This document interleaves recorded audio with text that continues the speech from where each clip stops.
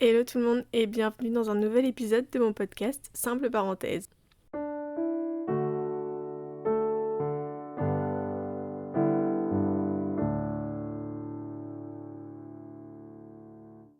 avez vu, j'ai une nouvelle introduction. C'est Thomas qui m'a fait une petite partition au piano. Je suis super contente, il était déjà dans l'autre épisode. J'étais pas encore sûre en fait de le mettre dans l'autre épisode. Mais là, c'est bon, je l'ai. Je suis trop contente, ça rend trop bien. Un petit peu de piano là pour bien commencer cet épisode. Aujourd'hui, je voulais revenir un petit peu sur mon expérience en tant qu'au pair. Ça fera 1 an dans quelques jours que je suis au pair dans la même famille. Et donc je voulais revenir un petit peu sur tout le cheminement, pourquoi, comment, quelle a été ma routine, ce que j'ai fait, ce que j'ai aimé, ce que j'ai pas aimé, mes petits conseils, mes petites appréhensions, tout ça, tout ça. Je suis arrivée en Nouvelle-Zélande en février 2024 et à l'heure où je tourne cet épisode, on est en avril, le 11. Je vais pas tout raconter de mon début d'expérience en Nouvelle-Zélande parce que je pense que je vais faire un épisode aussi que sur l'expérience NZ et celui-là que sur l'expérience au pair. Mais en gros, le but, c'était d'arriver en Nouvelle-Zélande, de prendre le temps un petit peu de s'acclimater au pays, etc. Et après, chercher un travail. Et puis travailler au même endroit quelques mois pour pouvoir économiser et puis après voir comment la vie se passe. Il s'est avéré qu'en fait avec mon niveau d'anglais c'était un peu plus compliqué que prévu de trouver un travail, surtout que j'étais à Queenstown à ce moment-là et c'est très famous Queenstown, donc il y a énormément de monde, énormément de demandes pour les emplois, etc. J'étais pas forcément à la bonne période, donc il y avait pas forcément énormément d'offres d'emploi. Donc ça l'a pas fait pour moi, j'ai fait plusieurs entretiens, mais j'ai pas eu de réponse, ou alors les réponses que j'ai eues étaient négatives. Et donc j'avais déjà eu l'idée une fois quand j'étais au Canada de faire au pair. Parce que quand j'étais au Canada, je travaillais en réception dans un hôtel 4 étoiles. Et après, je me posais la question à savoir, est-ce que je reste au Canada? Est-ce que je rentre en France? Est-ce que je fais au pair pour mon anglais? Est-ce que ceci? Est-ce que cela? Finalement, je l'ai pas fait, mais j'ai quand même gardé cette idée dans un coin de ma tête. Mais en partant en Nouvelle-Zélande, je me suis à aucun moment dit que j'allais faire au pair. C'était vraiment pas du tout dans mes plans, c'était pas du tout dans ma tête, j'avais pensé pas du tout à cette option. Mais donc voilà, je me suis dit qu'en fait ça allait être une bonne solution d'être au pair. Donc pourquoi faire au pair? Parce que ça allait me rapprocher au maximum de mon objectif principal qui était de m'améliorer en anglais. Et puis être dans un cadre familial, ça a un côté rassurant. C'est pour ça que j'ai voulu faire au pair. Et être aussi à 100% dans la culture néo-zélandaise, dans une famille kiwi, c'est super important je trouve. Parce que quand on voyage et qu'on reste dans notre coin, qu'on va pas forcément à la rencontre et qu'on parle pas forcément aux gens qui nous entourent et aux locaux, on apprend beaucoup moins de choses. Et là, j'ai appris beaucoup plus de choses sur le fonctionnement de la Nouvelle-Zélande, sur leur culture, enfin sur plein de choses de la vie quotidienne. Et donc je trouve ça trop intéressant. Je me suis dit que là, la meilleure option pour moi, c'était de trouver une famille, de faire au pair. Donc comment j'ai trouvé la famille? J'ai trouvé la famille sur un groupe Facebook. C'est tellement plus simple. Je sais qu'il y a des organismes spéciaux pour mettre en relation des familles qui cherchent des au pairs et des au pairs qui cherchent des familles, comme par exemple Au Pair World. Comme j'avais pas envie de bouger de la région dans laquelle j'étais, vu que j'étais à Queenstown à ce moment-là, il y avait beaucoup de familles qui étaient à Auckland ou dans l'autre île, donc je me suis dit que non, j'allais plutôt poster sur Facebook. Au début, je recherchais dans Queenstown et les alentours parce que j'avais ma copine Gwen qui était là. Et c'était plus facile parce qu'on venait d'acheter une voiture ensemble, donc on aurait pu continuer à se la partager. Et à ma plus grande surprise, j'ai eu énormément de retours, énormément de demandes, énormément de messages. Je pensais pas qu'il allait y avoir autant de familles qui recherchaient des au pairs, mais tant mieux du coup. En cherchant une famille sur des groupes Facebook, ça simplifie les démarches parce que les sites comme Au Pair World vont probablement demander des recommandations pour ton dossier, des expériences passées avec des enfants, des diplômes PSC1 ou ce genre de choses. À savoir que mon diplôme PSC1, je l'ai passé en 3e, donc il est plus du tout valable. J'ai pas d'expérience passée avec des enfants. J'ai fait une fois du babysitting, ça m'a suffi. J'étais pas du tout prédestinée à faire au pair. Les enfants et moi, c'est pas que ça n'a jamais été une grande histoire d'amour, mais j'avais pas forcément d'attache envers eux. Je savais pas trop comment me comporter avec eux. Tu vois, c'est pas des bébés, c'est pas des adultes, c'est pas les mêmes sujets de conversation. Donc j'avais pas forcément cette affinité-là avec les enfants. Et donc quand j'ai dit à mon entourage que je cherchais une famille pour être au pair, ils étaient un petit peu tous étonnés de mon choix. Finalement, j'ai fait le bon, je crois. Non, j'en suis sûre même. Et donc oui, ce que je disais, c'est que les groupes Au Pair World vont demander des recommandations et vont demander aussi des recommandations avec des familles passées, si t'as déjà été au pair. Tout ça. J'en avais aucun. Même sur des groupes Facebook, certaines familles en demandent. Mais la famille dans laquelle je suis actuellement n'ont jamais demandé. Parce que je suis la 7e au pair. Donc franchement, ils étaient rodés là-dessus. Et ils avaient l'habitude d'en voir. Et ça les inquiétait pas du tout. J'avais donc, au début, échangé avec des familles. Mais ça n'avait pas abouti. J'avais rencontré une famille qui habitait à Queenstown. Et au début, je voulais aller là-bas. Parce que c'était plus proche. Parce que je pouvais commencer plus tôt, mais j'étais déjà en contact avec la famille dans laquelle je suis. Mais le problème avec la famille dans laquelle je suis actuellement, c'est qu'elle habite à Christchurch, soit à 6 heures de route de Queenstown. Et au début, c'était pas vraiment une option parce que je voulais rester dans la région, j'avais pas envie de partir de Queenstown.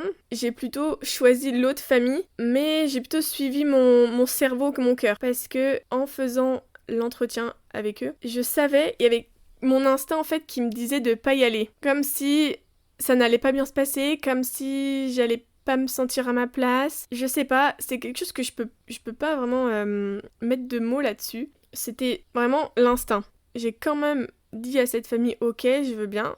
Mais la famille m'a répondu que finalement non, parce que j'avais pas vraiment eu d'expérience avec d'autres enfants, avec plusieurs enfants à la fois. J'avais fait une fois du babysitting avec un seul enfant, donc c'était pas pareil de gérer 2 enfants, etc. Et du coup, j'ai dit oui pour la famille dans laquelle je suis. Et ça a été la meilleure chose parce que je me serais à 100% pas plu dans l'autre. C'est sûr que ce serait pas bien passé.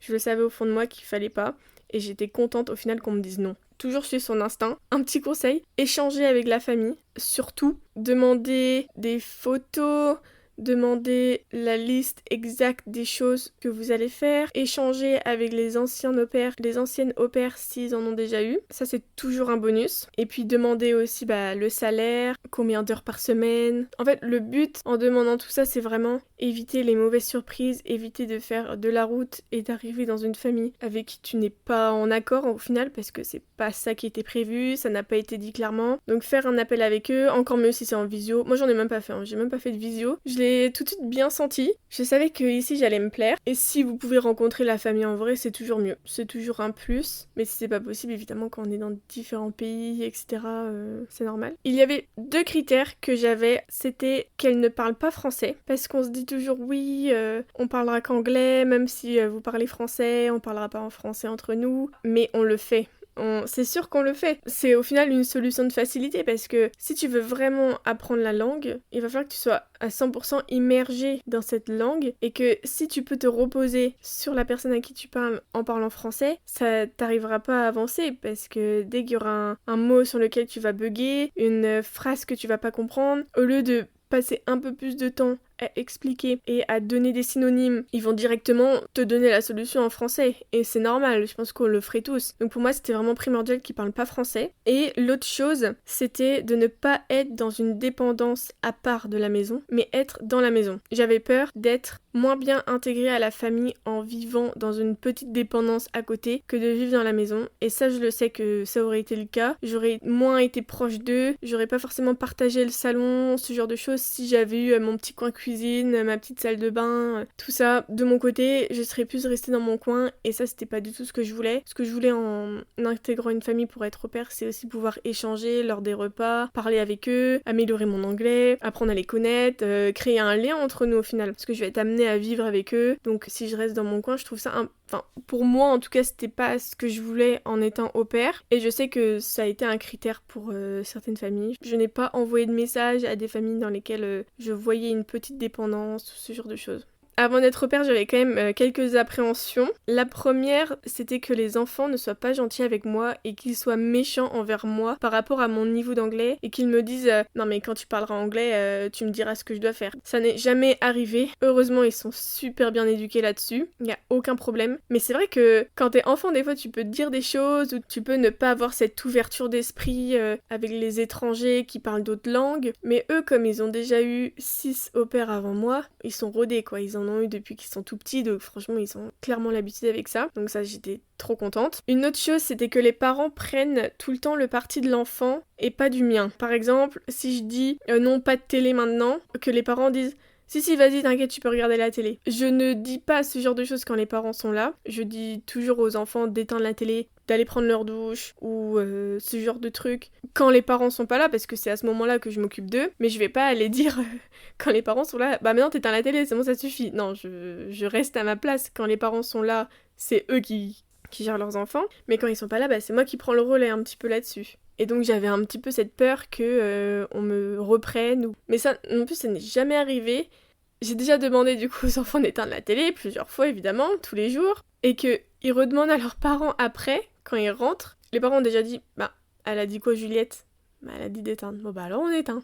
Et là j'étais, ah merci, je suis contente, je me fais respecter. Et puis, une autre chose, c'était que les parents disent oui à tout pour leurs enfants, et que ce soit un peu les enfants rois. Que comme ils ont une au-pair, et ben l'au-pair s'occupe d'eux, donc l'au-pair, elle doit se plier en 4 pour les besoins de l'enfant. Ça vraiment, c'était pas possible. J'aurais pas pu tenir dans une famille qui m'aurait dit, s'ils veulent ça, tu fais. S'ils disent ça, tu fais. Non, pour moi ça c'est pas possible. Ça c'est pas une bonne éducation de mon point de vue pour un enfant. Ça ne leur vient pas en aide de dire oui à tout et que je me plie en 4 pour eux. Non, une fois la petite, elle avait une amie qui avait dormi à la maison et elle avait dit à son amie, ah mais mon au-pair peut nous faire des pancakes pour le petit déjeuner. Et j'ai dit alors non, si déjà tu veux des pancakes, tu me le demandes pas comme ça. Et puis franchement à 7h du matin, j'ai pas envie de faire des pancakes quoi, donc je passe mon tour. Et m'appeler mon au-pair, non mais c'est bon, j'ai un prénom. Mais bon, elle a 6 ans donc il y a certaines choses évidemment que je laisse passer, c'est pas très grave non plus, mais je crois que je lui ai dit quelque chose à ce moment-là. Et donc oui, du coup, pour quand on cherche une au-pair, il y a plusieurs petites choses sur lesquelles il faut faire attention, notamment le salaire et le nombre d'heures. Si on te paye 100$ NZ, ça équivaut environ 55-60 €, et que tu fais 35 heures la semaine, bah c'est pas possible quoi. Il y a beaucoup de familles qui veulent des au-pairs pour la main-d'œuvre pas chère. Mais moi je trouve que ça c'est pas une bonne option. Si tu veux une au-pair, c'est pour l'intégrer à ta famille, c'est pour qu'elle te vienne en aide quand on a besoin, mais c'est pas pour qu'elle fasse Cendrillon, et ça c'était aussi une de mes plus grosses craintes, mais du coup je l'inclus là-dedans. Gwen, à un moment, elle avait réfléchi aussi à faire au-pair pour me suivre à Christchurch. Elle avait échangé avec une famille qui lui proposait, je crois, 100$, 150$ par semaine, et elle devait même se lever la nuit pour s'occuper du bébé. Alors j'ai dit non mais ça c'est pas possible, hein. On n'est pas Cendrillon. Ok, ils nous hébergent, ils nous nourrissent, mais c'est pas pour autant qu'on doit se plier en 4 pour eux et faire la boniche, quoi. Et se lever en pleine nuit pour être payé une misère, ça je dis non. Donc voilà, bien faire attention à ce qu'ils te demandent de faire, bien demander des détails, et voir aussi s'ils sont ok pour que tu aies des jours off, si ça pose pas de problème que tu partes plusieurs jours, parce que quand on est au pair, c'est aussi bien de visiter le pays sans avoir de contraintes avec un contrat où tu dois poser des vacances, où tu dois demander à l'avance, ceci, cela. Si tu peux avoir des jours off, plusieurs jours de rang pour partir, il faut aussi voir avec la famille s'ils sont ok pour te les accorder. S'ils sont pas ok, franchement je pense que c'est un petit red flag quand même. Si on te dit, ah bah non, c'est un jour off ou 2 jours, mais pas consécutifs, puis on a besoin de toi tous les week-ends, toutes les vacances scolaires. Bon, voilà, à réfléchir. Après, ça dépend aussi des envies de chacun, mais voilà, c'était pas vraiment ce que j'espérais quoi, en devenant au pair. Donc pour mon quotidien, c'est à peu près tout le temps la même chose. Enfin, il y a quand même des choses qui varient, qui changent en fonction des activités, en fonction des parents. Parce qu'en fait, les parents tiennent une ferme de vaches. Ils travaillent tôt le matin, des fois tard le soir, enfin environ jusqu'à 7h. Et ils reviennent dans la journée et ils m'aident aussi. Je vais pas tout le temps faire la même chose, je vais pas tout le temps déposer les enfants à l'école. Ils viennent pour les déposer, ils passent du temps avec eux l'après-midi, quand ils reviennent de l'école, etc. Ils sont quand même présents. En fait, les parents ils partent pas de 9h à 17h.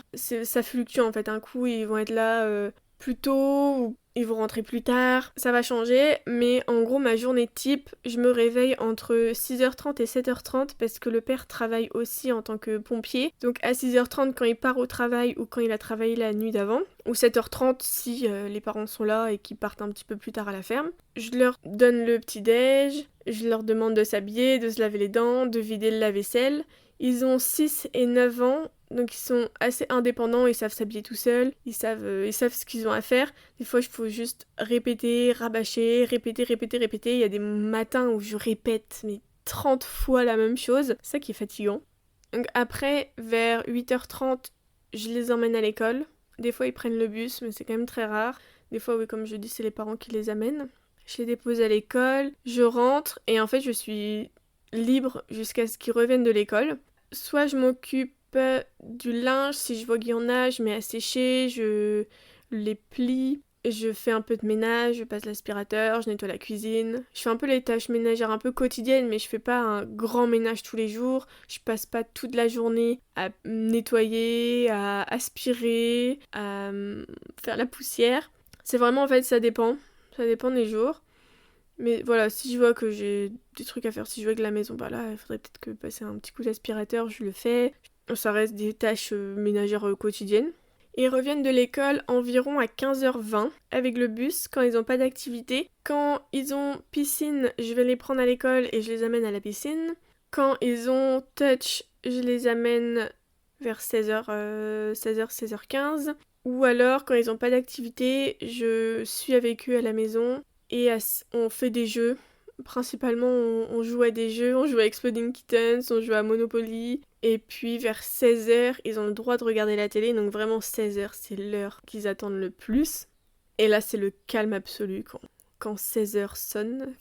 Là, la maison devient complètement silencieuse. Ils ont souvent faim, évidemment les enfants ça mange beaucoup, donc je leur prépare des petits sandwichs, beurre de cacahuètes, du miel, des fruits, enfin... Et puis ça arrive que je fasse le dîner, c'est pas tous les soirs, ça dépend aussi de comment les parents sont occupés à la ferme, ou si le père travaille le soir à la caserne, mais parfois je fais à manger. Et puis je leur sers à manger. Ici on mange un peu plus tôt, hein. Des fois ils mangent à 17h30. Mais en général c'est entre 17h30 et 18h15. Ouais, 15h30. Ça c'est plutôt plus rare quand même. C'est assez rare qu'ils mangent à 18h30. Mais voilà, entre 17h30 et 18h15. Donc pour préparer le dîner, des fois c'est assez chaud parce que tu passes une partie de ton après-midi à faire le repas qui sera mangé en 5 minutes. Donc une fois qu'ils ont mangé, ils prennent leur douche et puis après c'est un peu fin de journée pour moi. C'est déjà arrivé que je sois seule avec eux pour toute la nuit. Donc je les mets au lit, je lis une histoire à la petite et en général ils sont très très faciles à endormir. J'ai jamais vu des enfants aussi rapides à aller au lit. Franchement là-dessus... moi, je me souviens, j'étais horrible, hein, je voulais pas les dormir. Mais là-dessus, ils sont hyper faciles. Easy going. Parfait. Et puis, il y a aussi un petit point que j'avais mis sous silence depuis tout ce temps, c'est que une semaine après mon arrivée, ils ont adopté un petit chien qui s'appelle Roxy. Et donc, Roxy, je m'en occupais beaucoup. Enfin, je m'en occupe toujours beaucoup. Donc, la journée, quand je suis là, je reste avec elle. Et puis je la mets dehors pour qu'elle fasse ses besoins, je joue avec elle. Là maintenant elle devient de plus en plus autonome vu qu'elle a 1 an.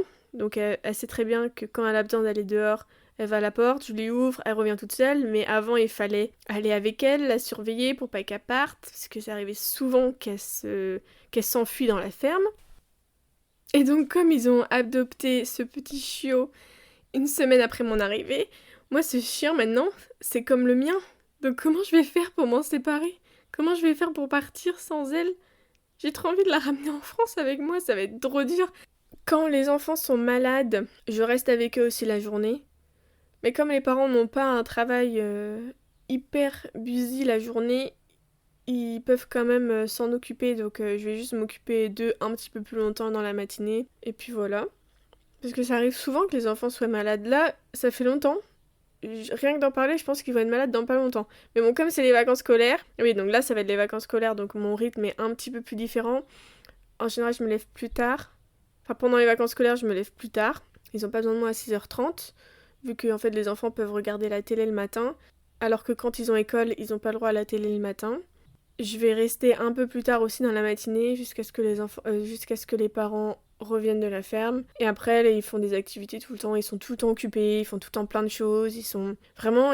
Ils se reposent jamais. C'est un truc de fou. Ils se reposent vraiment jamais. Ils ont tout le temps une activité à faire. Tout le temps occupés. Ils partent, ils nettoient la voiture, ils nettoient la maison, ils font du ménage, ils vont faire des activités à droite et à gauche. Vraiment, ils ne s'ennuient jamais. Je vais parler un petit peu maintenant de plus du côté négatif ou des petits moins quoi qu'il y a finalement dans tous les jobs. Dans tous les jobs, il y a des côtés positifs et des côtés un petit peu plus négatifs. Quand je raconte comme ça a l'air trop bien, etc. Mais les enfants, c'est épuisant. Épuisant. Ils ont un âge rapproché, 6 et 9 ans. Donc c'est très mouvementé.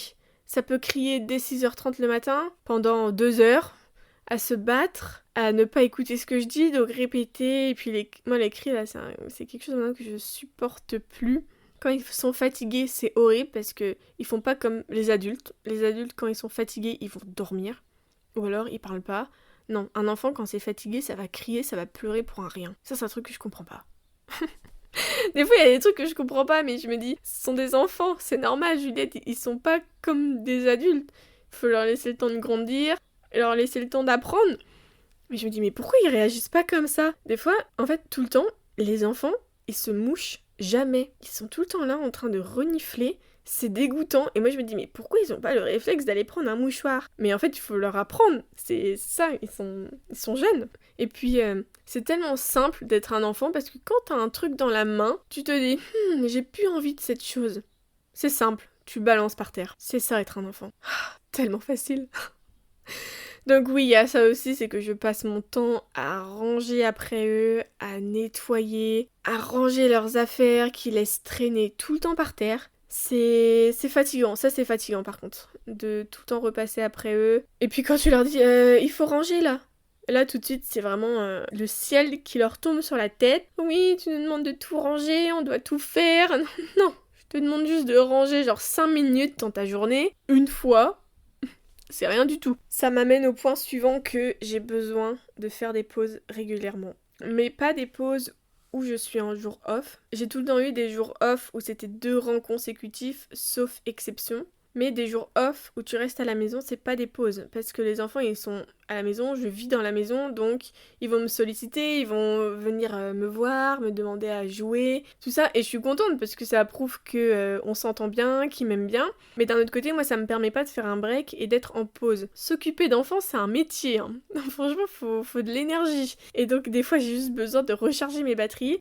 Et de partir, de faire des pauses. J'ai pu aller un week-end au Mont Cook, et là ça m'avait fait trop du bien, partir même juste de nuit, faire une grosse coupure, aller en road trip où vraiment là je me déconnecte à 100%, recharger les batteries parce qu'à un moment en fait je supporte plus et ça me fait bouillir de l'intérieur dès que j'entends quelqu'un crier quoi, et j'ai envie d'exploser aussi moi à mon tour. Taisez-vous bordel, je peux plus, je supporte plus là, je supporte plus les cris. Et donc faire des pauses c'est très très très important pour ne pas exploser tout simplement. Ça va faire donc comme je disais bientôt 1 an que j'y suis. Au début je devais rester 5 mois. C'était prévu que en septembre je quitte la famille parce que mon copain allait arriver en Nouvelle-Zélande et donc on allait déménager, j'allais vivre avec lui Pour l'instant c'était un petit peu ça le plan. Il s'est avéré qu'en fait j'y suis restée plus longtemps vu qu'ils ont offert un job à Louis à la ferme. Donc on vit ensemble, il vit avec moi, on est dans la même maison, etc. Donc ça c'est top. C'est top qu'il ait pas eu à chercher un emploi, à faire des CV, des entretiens, tout ça. Et puis là on peut avoir les mêmes jours off. Y a pas de problème pour qu'on parte ensemble. En fait c'est génial. C'est vraiment une des meilleures solutions je trouve d'être au pair. Quand tu voyages, quand tu veux découvrir un pays, quand tu veux découvrir une nouvelle langue, quand t'es dans une famille géniale, et ben en fait tu te sens trop bien et tu peux partir, il y aura pas de problème. Enfin je trouve ça... Franchement je suis tombée dans une famille extraordinaire et j'aurais pas pu rêver mieux je pense, comme famille, en étant au pair. Ça c'est sûr. Avoir été si bien intégrée avec les parents, avoir été au cinéma, ils m'ont amenée au ski. Les grands-parents ont été adorables avec moi. Dès le premier jour, ils ont été super gentils, ils se sont intéressés à moi, ils ont fait la discussion même si c'était pas forcément hyper simple tout le temps de se comprendre, avec l'accent qui est très prononcé ici. Ils ont jamais montré de signes d'agacement, ils ont été patients, des fois ils répétaient, et des fois je disais oui, oui, oui. Le fameux oui, oui poli, mais ce qu'en fait, j'ai toujours pas compris. Mais ça a été trop bien. J'ai été super bien intégrée dans la famille. Ils m'ont tout le temps proposé, dès qu'il y avait une activité familiale, ils m'ont proposé. J'avais été pour la fête des mères chez leurs grands-parents, au restaurant aussi une fois avec eux, pour l'anniversaire du papy. Enfin, c'était vraiment une chance incroyable. Je suis trop reconnaissante pour ça.